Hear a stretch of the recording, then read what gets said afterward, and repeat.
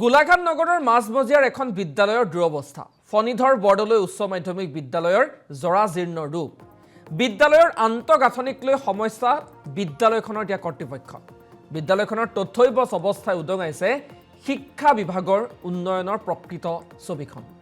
কিন্তু বাৰম্বাৰ প্ৰশাসনক অনুৰোধ জনোৱাৰ পাছতো কোনো ধৰণৰ গুৰুত্ব প্ৰদান নকৰাৰ অভিযোগ উত্থাপন হৈছে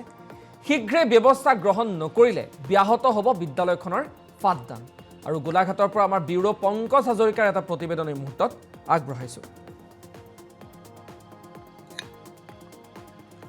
শতবৰ্ষ গৰকিবলৈ মাজত মাত্ৰ 7টা বৰ্ষ আছে এনে এখন বিদ্যালয় দেখুৱাম গোলাঘাটৰ মাজমজিয়াত শিক্ষা বিভাগৰ আসলে চকু পৰিবনে বা ইয়াৰ জিলা প্ৰশাসন ৰাজ্য চৰকাৰৰ চকু পৰিবনে সেই বিদ্যালয়খনৰ কিয়নো শতবৰ্ষ গৰকিবলৈ 7টা বছৰ থকা 93 বছৰীয়া এখন বিদ্যালয়ৰ দুৰৱস্থাই এতিয়া সকলোকে আসলে আচৰিত কৰি তুলিছে কেনে ধৰণে আসলে শিক্ষাৰ্থীয়ে এখন চৰকাৰী বিদ্যালয়ত কেনে ধৰণে শিক্ষাৰ্থীয়ে তেওঁলোকে পাঠ গ্ৰহণ কৰিব লগা হৈছে শিক্ষকসকলে কেনে ধৰণে পাঠ দিব লগা হৈছে সেয়া আসলে আপুনি দেখিলে আচৰিত হৈ যাব গোলাঘাট নগৰৰ এখন মাজমজিয়াৰ আৰ এখন ঐতিহ্যমণ্ডিত বিদ্যালয় ফণীধৰ বৰদলৈ উচ্চ মাধ্যমিক বিদ্যালয় এখন পৰিৱেশটো মই প্ৰথমে ভিডিঅ'জনি যিটোৱে দেখুৱাব যে কেনেধৰণে আসলতে ভগ্নপাই গৃহত তেওঁলোকে এনেধৰণে পাঠদান কৰিব লগা হৈছে দেখিছে যে কেনেধৰণৰ ভগ্নপাই গৃহৰ দৰ্জা নাই খিৰিকী নাই কোনো ধৰণৰ আচবাব নাই আসলতে এখন চৰকাৰী বিদ্যালয়ৰ এই দুৰৱস্থাই আসলতে কেনেধৰণে শিক্ষা বিভাগটো আগবাঢ়িছে সেয়া আসলতে স্পষ্ট কৰি তুলিছে আমি আৰু পৰিৱেশ দেখুৱাম যে বিদ্যালয়খনৰ এই যিসমূহ আচবাব এই আচবাবসমূহ নাই বাৰম্বাৰ ইয়াৰ যিসকল শিক্ষকসকলে বাৰম্বাৰ আসলতে অনুৰোধ জনোৱাৰ পিছতো কোনো ধৰণৰ ব্যৱস্থা গ্ৰহণ কৰা নাই চৰকাৰ বা ৰাজ্য চৰকাৰ বা জিলা প্ৰশাসন দেখিছে এখন দৰ্জা কোনো ধৰণৰ ইয়াতে ব্যৱস্থা নাই ইয়াত চোৰ সোমাব পাৰে ইয়াৰ পৰা বিভিন্ন সামগ্ৰী লৈ যাব পাৰে যিসমূহ আপোনালোকে খিৰিকী দেখিছে যে তাত কোনো ধৰণৰ পাল্লা ব্যৱস্থা নাই যিকোনো মুহূৰ্তত তেনি ইয়াতে চোৰ সোমাই যিকোনো সামগ্ৰী ইয়াতে লৈ যাব পাৰে এয়া দুৰৱস্থা এনেধৰণে এইসকল ছাত্ৰ ছাত্ৰী আসলতে পাঠদান কৰিব লগা হৈছে আমি পৰিৱেশটো এই মুহূৰ্তত দেখুৱাম যিহেতু আসলতে এখন চৰকাৰী বিদ্যালয়ৰ এই অৱস্থাই আসলতে শিক্ষা বিভাগটো কিমান দূৰলৈ আগবাঢ়িছে সেয়া আসলতে সহজেই অনুমেয় আমি এই প্ৰধান শিক্ষক আছে আমি কথা পাতিম যে বিদ্যালয়খন যথেষ্ট পুৰণি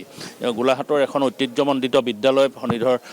বৰদলৈ উচ্চ মাধ্যমিক বিদ্যালয় ইয়াতে আপোনাৰ যেতিয়া হাইস্কুল শিক্ষান্ত পৰীক্ষাৰো ইয়াতে কেন্দ্ৰ পৰে বিভিন্ন সময়ত আসলতে বিভিন্ন ইয়াতে অনুষ্ঠানো অনুষ্ঠিত হয় কিন্তু বিদ্যালয়খনৰ যি আমি দুৰৱস্থা দেখিছোঁ আসলতে কি অৱস্থা হৈ আছে এতিয়া বিদ্যালয়খনত কি অসুবিধা আছে বিদ্যালয়খনৰ মেইন ইনফ্ৰাষ্ট্ৰাকচাৰটো একেবাৰে পুৰণা আপোনাৰ এইটো পৰিকাঠামো একেবাৰে পুৰণা গতিকে আমি যোগাযোগ জিলা প্ৰশাসনৰ লগত কৰা হৈছে সন্মানীয় মন্ত্ৰী মহোদয়া অজন্তা বাইদেউ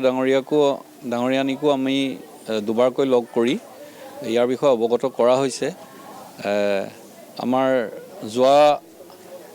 এবছৰ আগত আমাৰ যেতিয়া ইয়াত হেৰি হৈ আছিলে এডিআৰই পৰীক্ষা ইয়াত সাধাৰণতে জিলা প্ৰশাসনৰ উদ্যোগত যিমানবোৰ আপোনাৰ পৰীক্ষা পতা হয় ৰিক্ৰুইটমেণ্ট এক্সামিনেশ্যন প্ৰত্যেকটোৰে ইয়াত চেণ্টাৰ থাকে কিন্তু ইনফ্ৰাষ্ট্ৰাকচাৰ আমাৰ ইমান বেয়া গতিকে সেইবাৰ আমাৰ ইয়ালৈ গোলাঘাটৰ জিলা আয়ুক্ত মহোদয় আহি এই বিদ্যালয়খনৰ দুৰৱস্থা দেখি পুৰণা বিল্ডিংটোৰ মেজৰ ৰিপেয়াৰিঙৰ কাৰণে আমাক কিছু ধন আবণ্টন দিয়াৰ কথা আছিলে লগতে আমাৰ যিটো RCC ষ্ট্ৰাকচাৰ আছে ছায়েন্স আৰু কম্পিউটাৰ লেব তাৰ ওপৰত আমাক 2খন ছাদ দি পেলাই ৰুম কেইটামানৰ ব্যৱস্থা কৰি দিয়াৰ কথা কৈ গৈছিলে আৰু তেখেতৰ কথামতেই DDCৰ লগত যোগাযোগ কৰি গোলাঘাট আপোনাৰ এক্সিকিউটিভ ইঞ্জিনিয়াৰৰ লগত যোগাযোগ কৰি পেলাই মানুহ পঠিয়াই তেখেতসকলৰ কৰ্মচাৰী পঠিয়াই জোখমাখো ইয়াত লোৱালে তাৰপিছত আজি আপোনাৰ তাৰপৰা 2 বছৰ পাৰ হৈ গ'ল তাৰপিছত আমি তেখেতক অফিচত গৈ লগো কৰিলোঁ তাৰপিছত মন্ত্ৰী মহোদয়ৰ লগত কিছু কথা পতাৰ কথা ক'লে যে সেইটো পাতি পেলাই এইটো দিব পৰা যাব বুলি কিন্তু আমি নিজেও লগ কৰিলোঁ মন্ত্ৰী মহোদয়াক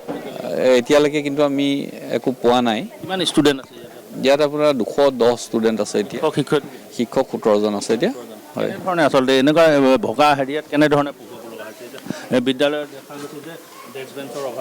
ডেস্ক বেঞ্চৰ ভালমান অভাৱ আছে মই আপোনাৰ ডেস্ক বেঞ্চৰ কাৰণে NRLৰ CSR হেৰিৰ লগত যোগাযোগো কৰিছোঁ আজি প্ৰায় 1.5 বছৰ দিন ধৰি তেখেতৰ লগত যোগাযোগ কৰি আছোঁ। যিহেতু HSLC চেণ্টাৰ হয়, আমি পৰীক্ষাৰ সময়ত এই চেণ্টাৰত আপোনাৰ প্ৰায় 600 কেণ্ডিডেটৰ পৰীক্ষা পতা হয়। কম্পাৰ্টমেণ্টেল এক্সাম প্ৰায় আপোনাৰ 700ৰ ওপৰত কেণ্ডিডেটৰ পৰীক্ষা পতা হয়। ডেস্ক বেঞ্চ অলপ দিবৰ কাৰণে যথেষ্ট অনুৰোধ জনাই থকা হৈছে, বিভাগীয় কৰ্তৃপক্ষৰ লগত যোগাযোগ কৰা হৈছে, কিন্তু আজিলৈকে একো সঁহাৰি পোৱা নাই। সমস্যাৰ মাজেৰে বিদ্যালয় চলাইছে, সমস্যাৰ মাজেৰে বিদ্যালয় চলি আছে, নগৰতে একেবাৰে মাজমজিয়াত অৱস্থিত। আচলতে এখন চৰকাৰী বিদ্যালয়ৰ যিটো অৱস্থা, আচলতে এই অৱস্থা দেখিলে আপোনালোকে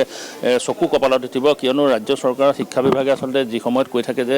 শিক্ষা বিভাগৰ যথেষ্ট উন্নয়ন হৈছে, তেনে সময়তে এই ধৰণৰ বিদ্যালয় বিভিন্ন আচলতে গ্ৰাম্যাঞ্চলত নহয়, খুদ নগৰৰ মাজমজিয়াত আচলতে দেখিছে যে কোনো ধৰণৰ খিৰিকী নাই বা দৰ্জা নাই, দৰ্জাত পাল্লা নাই, এনেধৰণে আচলতে পাঠদান কৰিব লগা হৈছে। এইসকল ছাত্ৰ ছাত্ৰীয়ে, প্ৰতিগৰাকী ছাত্ৰ ছাত্ৰী আজি অভাৱৰ মাজত এনেধৰণে 220গৰাকীকৈ ছাত্ৰ ছাত্ৰীয়ে এনেধৰণে পাঠ গ্ৰহণ কৰিব লগা হৈছে। আমি পৰিৱেশটো আৰু দেখুৱাবলৈ আমি চেষ্টা কৰিম। এয়া যে দেখিছে যিকোনো মুহূৰ্তত আচলতে বিদ্যালয়খনত যিকোনো দুৰ্ঘটনা সংঘটিত বাবে এনেধৰণৰ আচলতে ভগ্ন গৃহতে আচলতে পাঠদান কৰিব লগা হৈছে। আমি হয় হয়, অতি দুৰ্ভাগ্যৰ কথা। এইখন স্বাধীনোত্তৰ কালৰ এখন অতি মানে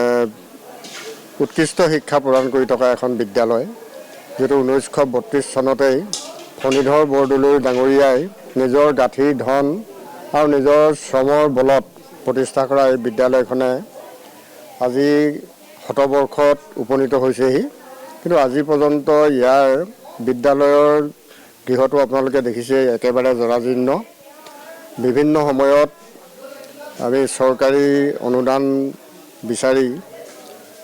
মন্ত্ৰী মহোদয়া, অজন্তা বাইদেউকে ধৰি বিভিন্নগৰাকীৰ লগত আমি আবেদন নিবেদন কৰিও সুফল লাভ কৰিবলৈ সক্ষম হোৱা নাই। আৰু নুমলীগড় শোধনাগাৰৰ কৰ্তৃপক্ষৰ ওচৰতো আমি অসম চৰকাৰৰ মন্ত্ৰী অতুল বৰা ডাঙৰীয়াৰ জৰিয়তে এখন আবেদন দিছিলোঁ গৃহ নিৰ্মাণৰ কাৰণে আৰ্থিক সাহায্য বিচাৰি। তাৰ পৰা আমি আজি পৰ্যন্ত কোনো ফলাফল লাভ নকৰিলোঁ। আনকি আমি ডেস্ক বেঞ্চ বিচাৰি পেলানিও নুমলীগড় শোধনাগাৰৰ মানৱ সম্পদ বিভাগত আবেদন কৰিও আমি ডেস্ক বেঞ্চ কেইখনমান পাবলৈ আজিৰ তাৰিখলৈকে সক্ষম নহ'লোঁ। ইয়াৰ উপৰিও আজি কিছুদিনৰ আগতে জিলা উপায়ুক্ত সদ্য বিদায়ী পুলক মহন্ত ডাঙৰীয়াই আমাৰ বিদ্যালয়লৈ আহি বিদ্যালয়ৰ জৰাজীৰ্ণ গৃহটো দেখি পেলানি তেখেতে খুব মানে ততাতৰীয়াকৈ প্ৰজেক্ট ৰিপৰ্টটো বনাই মেলি মানে আমাক কিছু আৰ্থিক সকাহ দিয়াৰ কথা কৈছিল, কিন্তু সেইটো আমি পাবলৈ সক্ষম নহ'লোঁ।